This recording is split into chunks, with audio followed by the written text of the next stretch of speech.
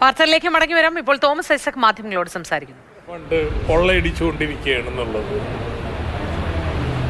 ഈ വാചകമടി കേരളത്തോടുള്ള കേന്ദ്രത്തിൻ്റെ വിവേചനം മറച്ചു വെക്കുന്നതിന് വേണ്ടിയുള്ള ഒരു ആരോപണമാണ്. കേരളത്തിൽ നിന്ന് കേരളത്തിൻ്റെ വരുമാനത്തിൻ്റെ 25% മാത്രമാണ് കേന്ദ്രം തരുന്നത്.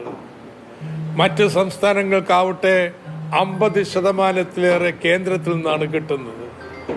അങ്ങനെ കേരളത്തോട് കാണിക്കുന്ന ഈ വലിയ വിവേചനത്തിന് മറയിടുന്നതിന് വേണ്ടിയിട്ടാണ് ഇന്ന് ഇത്തരത്തിലുള്ള ഒരാക്ഷേപവുമായിട്ട് കേന്ദ്ര സർക്കാർ പുറപ്പെട്ടിട്ടുള്ളത്. പ്രധാനമന്ത്രി മറച്ചു വെക്കാൻ ശ്രമിക്കുന്നത് ഇന്ന് രാജ്യത്തെ പ്രതിസന്ധിക്ക് കാരണം അദ്ദേഹമാണെന്നുള്ള വസ്തുതയാണ്.